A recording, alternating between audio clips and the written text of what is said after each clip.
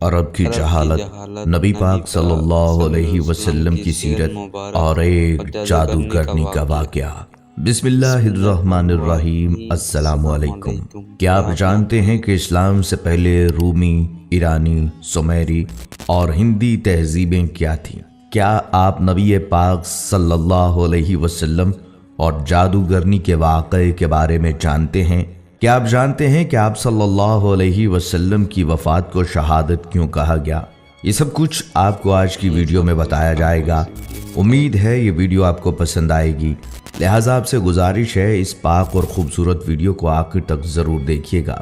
ناظرین، یہ عرب کی سرزمین کی کہانی ہے جس کی نہ کوئی تہذیب تھی نہ تمدن تھا، بلکہ یہ خطہ پوری دنیا سے الگ تھلگ ہو چکا تھا۔ دعوت الہی انبیاء علیہ السلام کا اولین فریضہ ہے، اور اللہ تعالیٰ انبیاء علیہ السلام کو دنیا میں توحید خالص کے قیام کے لیے مبعوث کرتا ہے۔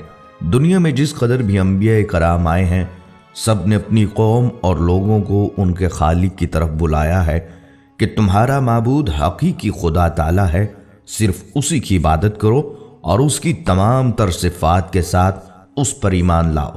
آپ صلی اللہ علیہ وسلم کا دنیا میں آنا اور خاص طور پر عرب کی سرزمین پر آنا جیسے روشنیوں کی نوید تھی۔ جو انقلاب عظیم آپ صلی اللہ علیہ وسلم نے دنیا میں برپا کیا، وہ اس سے قبل نہ کبھی کسی آنکھ نے دیکھا اور نہ کبھی کسی کان نے سنا۔ کہانی شروع ہوتی ہے جب سرزمین عرب میں ہر طرف ظلم و ستم، جبر و تشدد اور وحشت و بربریت نے ڈیرے ڈال رکھے تھے۔ کفر اور ظلم و جہالت کی تاریکی نے عالم انسانیت کو چاروں طرف سے گھیر رکھا تھا۔ عرب کی حالت دنیا کے دوسرے خطوں سے زیادہ دگرگوں تھی۔ جہالت اور نفس پرستی کی وجہ سے ان کی اخلاقی حالت انتہائی خراب تھی۔ شراب نوشی، عورتوں کا عریاں رقص، لڑکیوں کو زندہ دفن کر دینا، لاتعداد بیویاں رکھنا اور والد کے مرنے کے بعد دیگر چیزوں کے ساتھ ساتھ اپنی ماؤں کو بھی آپس میں بانٹ لینا اور بیویاں بنا کر رکھنا یا فروخت کر دینا عام تھا۔ بعض قبیلوں کا پیشہ ہی چوری، لوٹ مار اور قتل و غارت گردی تھا۔ جو عورت بیوہ ہو جاتی اسے 1 سال کی عدت گزارنا پڑتی اور اسے نہایت منحوس سمجھا جاتا۔ 1 سال تک اسے غسل اور منہ ہاتھ دھونے کے لیے پانی تک نہ دیا جاتا، نہ پہننے کے لیے لباس فراہم کیا جاتا۔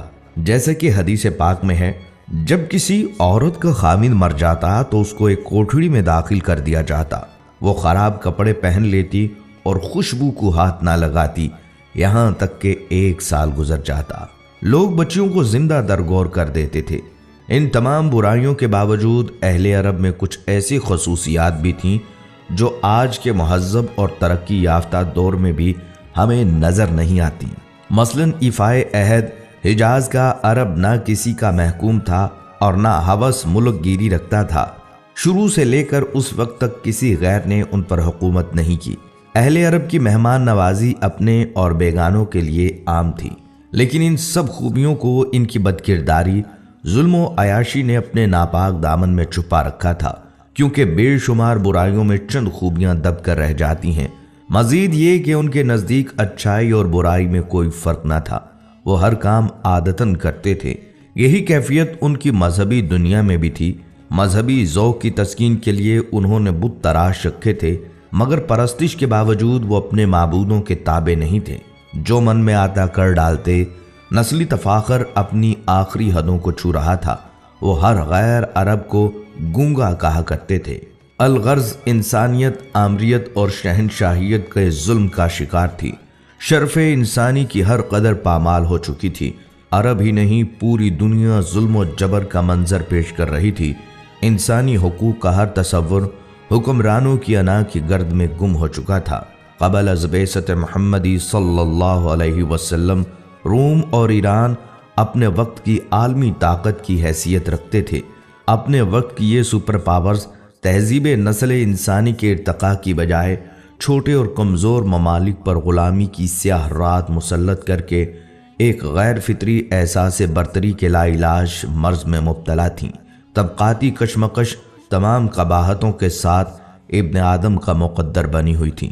سماجی برائیوں کا چنگل ذہن انسانی تک محیط ہو چکا تھا۔ 4 صدی عیسوی میں نصرانی حضرت عیسیٰ علیہ السلام کی تعلیمات سے بہت دور ہو چکے تھے۔ یونانی خرافات سے لے کر رومی بت پرستی تک ہر برائی کو عیسائی دنیا نے اپنے گلے سے لگا رکھا تھا۔ عیسائی مذہب چند بے جان عقائد اور بے کیف مراسم تک محدود ہو کر رہ گیا تھا۔ روم کی مشرقی ریاست میں اجتماعی بدنظمی اپنی انتہا کو پہنچ چکی تھی۔ مجبور اور بے بس عوام کے صبر کا پیمانہ لبریز ہو چکا تھا اور بڑے پیمانے پر فسادات شروع ہو چکے تھے۔ ناظرین، اسلام ایک مکمل دین اور طریقہ زندگی ہے۔ اس کا پیش کردہ نظام فکر و عمل ہر دور کے انسان کی انفرادی اور اجتماعی زندگی کے ہر پہلو کے لیے قابل عمل ہے۔ اسلام کا پیروکار اس بات کا پابند ہے کہ اپنی خواہشات کو اللہ کے دین کے تابع کر دے اور کسی بھی خواہش کی تکمیل اور تسکین کے لیے صرف وہی راستہ اور طریقہ کار اپنائے جس کا تعین دین میں کیا گیا ہے۔ اللہ تعالیٰ کا ارشاد ہے، اے لوگو جو ایمان لائے ہو، دائرہ اسلام میں پورے کے پورے داخل ہو جاؤ۔ اور رسول اللہ صلی اللہ علیہ وسلم نے فرمایا، تم میں سے کوئی بھی اس وقت تک مومن نہیں ہو سکتا جب تک اس کی خواہش میری لائی ہوئی تعلیمات کے تابع نہ ہو جائیں۔ آپ صلی اللہ علیہ وسلم کی زندگی میں ہر شعبے سے وابستہ افراد کے لیے رہنمائی ہے۔ آپ صلی اللہ علیہ وسلم داعی تھے اور مربی بھی، قاضی بھی تھے اور زاہد بھی، سیاستدان بھی تھے اور حکمران بھی، سپاہی تھے اور رہنما بھی، باپ بھی تھے اور شوہر بھی تھے۔ لہٰذا اگر آپ داعی ہیں تو سیرت نبوی صلی اللہ علیہ وسلم کے مطالعہ سے دعوت کے کئی اسلوب ملیں گے۔ معلوم ہوگا کہ کلمہ توحید کی سربلندی کی خاطر تکالیف اور آزمائش کے موقع پر ایک داعی کا صحیح کردار کیا ہونا چاہیے۔ اگر آپ خاندان، قبیلے یا فوج کی قیادت کر رہے ہیں یا زمام حکومت سنبھالے ہوئے ہیں تو مطالعہ سیرت سے ایک مضبوط نظام اور مستحکم اسلوب ملے گا۔ رسول اللہ صلی اللہ علیہ وسلم نے اپنی عمر کے 15ویں سال میں ہی امن کے ایک معاہدے میں شرکت کی۔ امیر، غریب، سردار اور غلام کے لیے ایک ہی قانون وضع کیا، رفاہی خدمات میں پیش رہے، ایک مکمل معاشی نظام پیش کیا جس کے مطابق تجارت کر کے مسلمانوں نے زمام تجارت جس پہ بہت عرصے سے یہودی قابض تھے اپنے ہاتھ میں لے لی۔ مختصر یہ کہ رسول اللہ صلی اللہ علیہ وسلم کی کوششوں کے نتیجے میں جزیرۃ العرب جو گویا ایک میدان جنگ تھا، امن کا گہوارہ بن گیا۔ جہاں بھائی بھائی کا دشمن تھا وہاں پورا معاشرہ باہم شیر و شکر ہو گیا۔ معاشرے میں یہ تبدیلیاں کیسے آئیں، یہ جاننے کے لیے بھی مطالعہ سیرت انتہائی ضرورت ہے۔ آپ صلی اللہ علیہ وسلم کی عمر مبارک کے 20ویں سال کا ایک واقعہ ہے۔ عربوں کی ساری خرابیوں کے باوجود ان کے اندر ابھی تک اخلاق حسنہ کی بعض باقیات موجود تھیں۔ ظلم کے خلاف کبھی کبھار ان کی رگ حمیت جاگ اٹھتی تھی اور وہ ظالم سے مظلوم کا حق دلانے کے لیے سینہ سپر ہو جایا کرتے تھے۔ قبیلہ بنو زبید کا ایک شخص کچھ مال تجارت لے کر مکہ آیا۔ اس کی بیٹی بھی اس کے ساتھ تھی۔ اس تاجر سے اس کا سامان مکہ کے مشہور اور مالدار سردار عاص بن وائل نے خرید لیا، لیکن اس نے سینہ زوری کرتے ہوئے اس زبیدی تاجر کی بیٹی کو بھی اپنے قبضے میں لے لیا۔ وہ اجنبی شخص خانہ کعبہ میں آیا اور خانہ کعبہ کا غلاف پکڑ کر بلند آواز سے روتے پیٹتے ہوئے فریاد کرنے لگا، اے شہر مکہ کے شرفا، تمہارے بااثر آدمی عاص بن وائل نے مجھ سے زبردستی میری بیٹی چھین لی ہے۔ میں مسافر ہوں، مظلوم ہوں، تمہاری خدمت میں درخواست گزار ہوں کہ میری داد رسی کرو اور میری بیٹی مجھے واپس دلاؤ۔ قریش کے کچھ نوجوانوں نے اس مظلوم کی آہو پکار سنی تو اللہ نے ان کے دلوں میں یہ بات ڈال دی کہ مردانگی کا تقاضا ہے اس مسافر کی داد رسی کی جائے۔ جب تاریخ میں ہم اس واقعے کا مطالعہ کرتے ہیں تو دل میں یہ بات اٹھتی ہے کہ اللہ تعالیٰ نے اپنے گھر کے اندر ایک مظلوم کی داد رسی کو شرف قبولیت بخشتے ہوئے ان لوگوں کے دلوں میں خیر کی جانب آمادہ کر دیے۔ گمان غالب یہ ہے کہ یہ لوگ درجن بھر کے لگ بھگ ہوں گے۔ نبی صلی اللہ علیہ وسلم ان میں پیش تھے۔ یہ سب لوگ اس زبیدی کو اپنے ساتھ لے کر عاص بن وائل کے دروازے پر پہنچے، اسے باہر بلایا اور سب نے یک زبان ہو کر کہا، اس مظلوم پر تم نے کیوں ظلم ڈھایا ہے؟ اس ظالم نے کہا، میں نے کوئی ظلم نہیں کیا، وہ لڑکی کنیز ہے۔ جب مال کا سودا کیا تھا تو یہ لڑکی بھی میں نے اس شخص سے خرید لی تھی۔ عاص بن وائل کا جواب سن کر وفد کے لوگوں نے زبیدی سے وضاحت مانگی تو اس نے کہا، خانہ کعبہ کی عظمت و تقدس کی قسم، میں نے اپنی لڑکی نہیں بیچی اور نہ ہی وہ کنیز ہے، وہ میری بیٹی ہے، اور اس شخص نے اپنی قوت کے بل بوتے پر زبردستی اسے اغوا کر کے اپنے گھر میں ڈال دیا ہے۔ اس پر وفد کے لوگوں نے سختی کے ساتھ عاص بن وائل سے بات کی تو اس بدبخت نے اپنے جرم کا اعتراف کر لیا اور زبیدی کی لڑکی اسے واپس دینا پڑی۔ لڑکی واپس کرنے کے وقت بدبخت عاص نے ارکان وفد سے کہا کہ میں کل صبح لڑکی واپس کروں گا، ایک رات مجھے اس کے ساتھ گزار لینے دو۔ وفد کے تمام غیرت مند ارکان نے اسے سختی کے ساتھ اس بد ارادی پر شرم دلائی اور کہا یہ ہرگز ممکن نہیں، چنانچہ اسے اپنے شیطانی ارادے پر عمل کا موقع نہ ملا۔ زبیدی کی بیٹی اسے واپس دلائی گئی۔ اب اس نے اپنی بیٹی کو ساتھ لیا اور اپنے علاقے کی طرف روانہ ہو گیا۔ ناظرین، اللہ سبحانہ تعالیٰ نے نبی صلی اللہ علیہ وسلم کو 40 سال کی عمر میں نبوت رسالت سے سرفراز فرمایا۔ نبوت سے نوازے جانے کے بعد آپ صلی اللہ علیہ وسلم 13 سال تک مکہ مکرمہ میں رہے۔ یہ زمانہ آپ صلی اللہ علیہ وسلم کی مکی زندگی کہلاتا ہے۔ آپ صلی اللہ علیہ وسلم نے مکی زندگی میں 3 سال تک خفیہ طور پر اپنے قریبی لوگوں کے سامنے اسلام پیش کیا۔ پھر آپ صلی اللہ علیہ وسلم نے 10 سال تک کھلم کھلا اشاعت اسلام کا کام کیا۔ اس کے بعد آپ صلی اللہ علیہ وسلم یثرب ہجرت کر گئے۔ اشاعت اسلام کی وجہ سے کفار مکہ آپ صلی اللہ علیہ وسلم کے جانی دشمن ہو گئے۔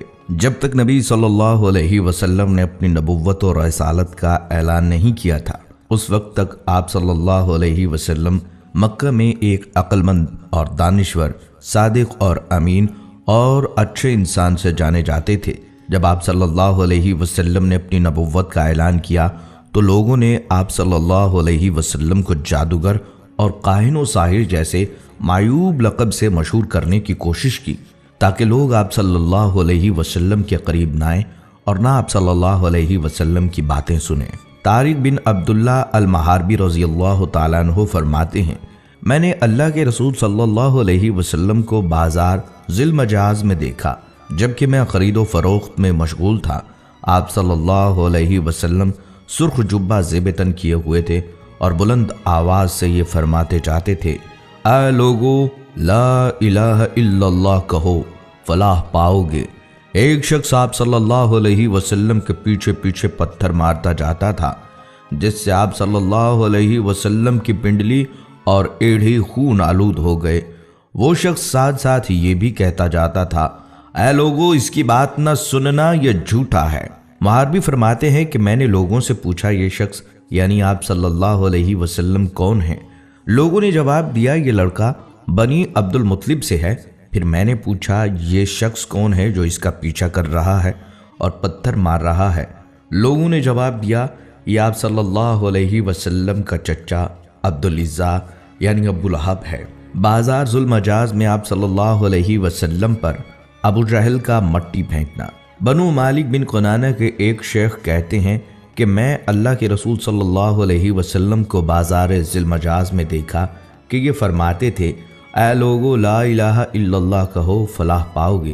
راوی فرماتے ہیں کہ ابو جہل آپ صلی اللہ علیہ وسلم پر مٹی پھینکتا تھا اور یہ کہتا تھا، اے لوگو خیال رکھنا یہ شخص تم کو تمہارے دین کے حوالے سے دھوکہ نہ دے دے، کیونکہ اس کا ارادہ ہے کہ تم لات و عزا کو چھوڑ دو، جبکہ رسول اللہ صلی اللہ علیہ وسلم اس کی طرف ذرہ برابر بھی التفات نہیں فرماتے تھے۔ ایک دفعہ نبی کریم صلی اللہ علیہ وسلم کعبہ شریف کے پاس نماز ادا کر رہے تھے۔ ابو جہل اور اس کے ساتھی وہاں بیٹھے تھے۔ ان میں سے بعض نے بعض سے کہا، تم میں سے کون ہے جو فلاں قبیلے کی اونٹنی کی اوجڑی لائے اور محمد صلی اللہ علیہ وسلم سجدے میں جائیں تو اسے ان کی پشت پر رکھ دے۔ عقبہ بن ابی معیط جو نہایت بدبخت، شقی القلب اور ملعون تھا، وہ وہاں سے اٹھا اور اوجڑی لے کر آیا۔ پھر وہ آپ صلی اللہ علیہ وسلم کے سجدے کا انتظار کرنے لگا۔ جب آپ صلی اللہ علیہ وسلم نے سجدہ کے لیے اپنے چہرہ مبارک کو زمیں بوس کیا تو اس نالائق نے اس اوجڑی کو آپ صلی اللہ علیہ وسلم کی پیٹھ پر کندھوں کے درمیان رکھ دیا۔ آپ صلی اللہ علیہ وسلم اس کے بوجھ کی وجہ سے اٹھ نہیں پا رہے تھے، سجدے کی ہی حالت میں پریشان تھے۔ دوسری طرف ابو جہل اور اس کے بے غیرت ساتھی سب کے سب ہنسنے اور ٹھاٹھے مارنے میں مصروف تھے۔ حضرت عبداللہ بن مسعود رضی اللہ تعالیٰ عنہ یہ سب کچھ دیکھ رہے تھے، مگر اپنی کمزوری اور ظالموں کے خوف سے رسول خدا صلی اللہ علیہ وسلم کا دفاع کرنے سے عاجز تھے۔ پھر آپ صلی اللہ علیہ وسلم کی لخت جگر حضرت فاطمہ رضی اللہ تعالیٰ عنہ آئیں اور اوجڑی کو آپ صلی اللہ علیہ وسلم کی پشت مبارک سے ہٹایا۔ حضرت عروہ بن زبیر رحمۃ اللہ علیہ نے عبداللہ بن عمر بن عاص رضی اللہ تعالیٰ عنہ سے پوچھا، مجھے اس سخت تکلیف سے باخبر کیجئے جس سے مشرکین نے آپ صلی اللہ علیہ وسلم کو دوچار کیا۔ انہوں نے فرمایا، ایک بار نبی صلی اللہ علیہ وسلم حتیم میں نماز ادا کر رہے تھے، اچانک عقبہ بن ابی معیط آیا اور آپ صلی اللہ علیہ وسلم کی گردن میں اپنا کپڑا ڈال دیا۔ پھر اس نے سخت طریقے سے آپ صلی اللہ علیہ وسلم کا گلا گھونٹا۔ پھر ابو بکر رضی اللہ تعالیٰ عنہ آئے اور انہوں نے عقبہ کا موڈھا پکڑا اور اس کو نبی صلی اللہ علیہ وسلم سے ہٹایا اور فرمایا، کیا تم مار ڈالو گے اس شخص کو اس وجہ سے کہ وہ کہتا ہے کہ میرا رب اللہ ہے؟ اپنی زندگی میں رسول اللہ صلی اللہ علیہ وسلم اور ان کے ساتھیوں کو ان کے عقائد کی وجہ سے ستایا گیا، ان کا بائیکاٹ کیا گیا، یہاں تک کہ آپ پر براہ راست حملے بھی کیے گئے۔ ان چیلنجز کے باوجود رسول اللہ صلی اللہ علیہ وسلم امن اور سماجی انصاف کا پیغام پھیلانے کے عزم سے کبھی پیچھے نہیں ہٹے۔ انہوں نے اپنی اہلیہ اور قریبی ساتھیوں کی وفات سمیت کئی غم اٹھائے، یہاں تک کہ اپنے پیروکاروں کے ساتھ مل کر مساوات، انصاف اور بھائی چارے کے اصولوں پر مبنی ایک نیا معاشرہ قائم کرنے میں کامیاب ہو گئے۔ ناظرین، ایک یہودی جس کا نام لبید بن عاصم یہودی تھا، اس نے حضور اقدس صلی اللہ علیہ وسلم پر جادو کر دیا۔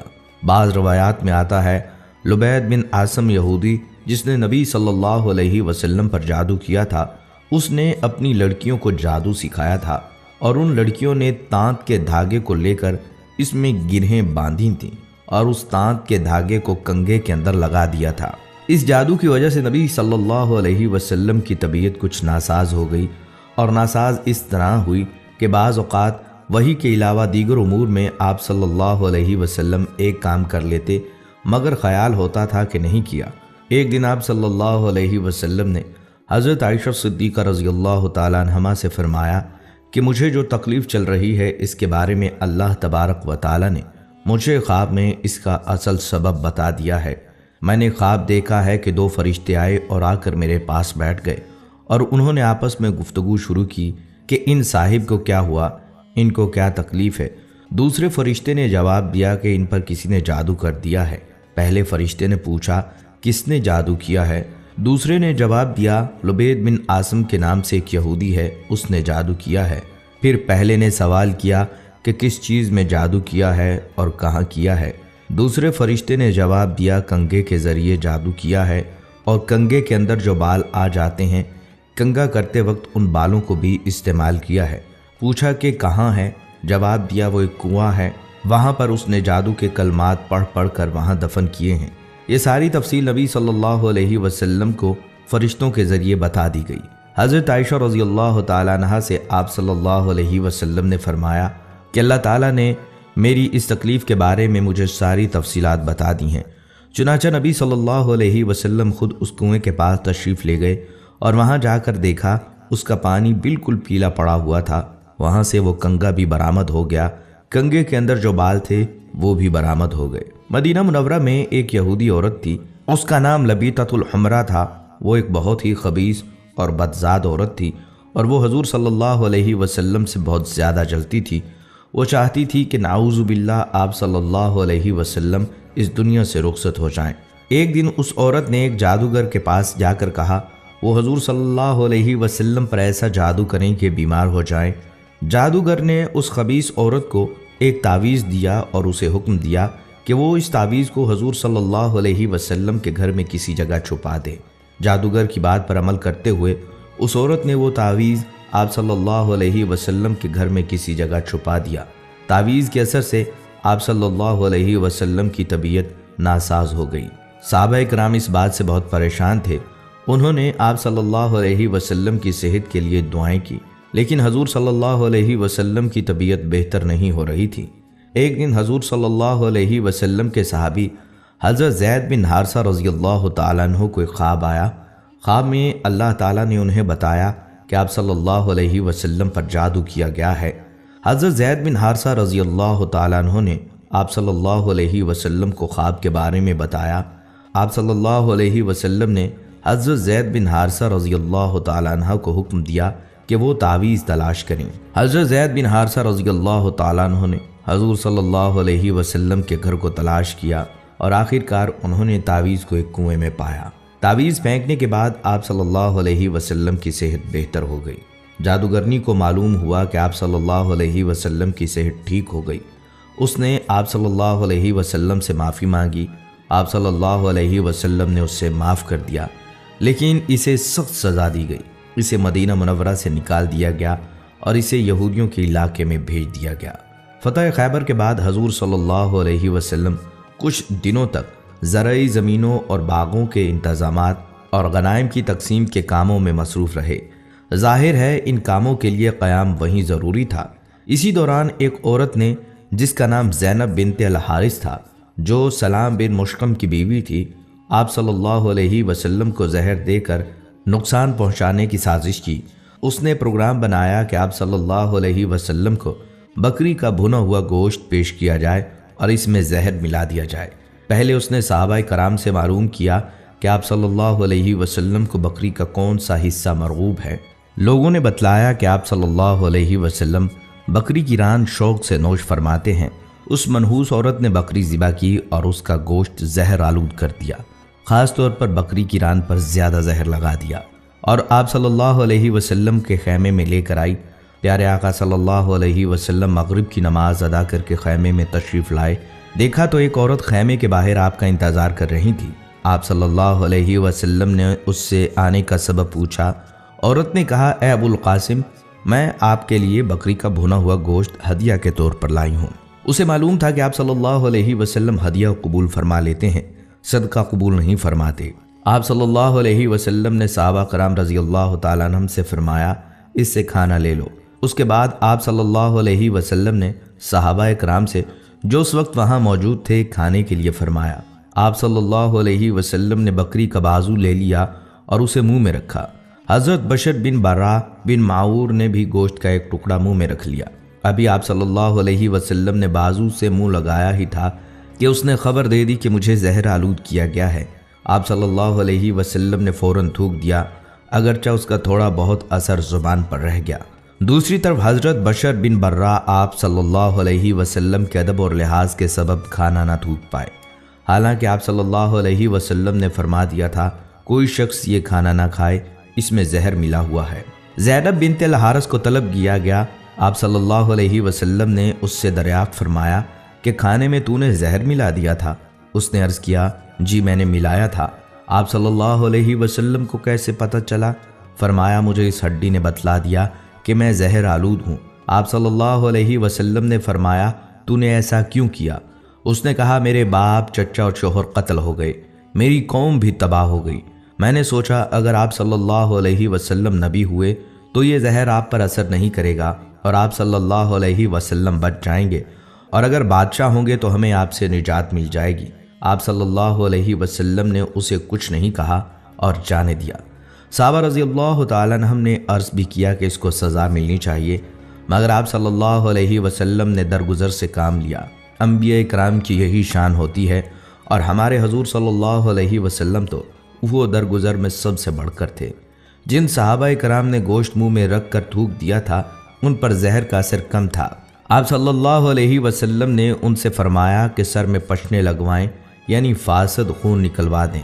صحابہ کرام نے ایسا ہی کیا، لہٰذا حضرت بشر بن برا زہر کے اثر سے وفات پا گئے۔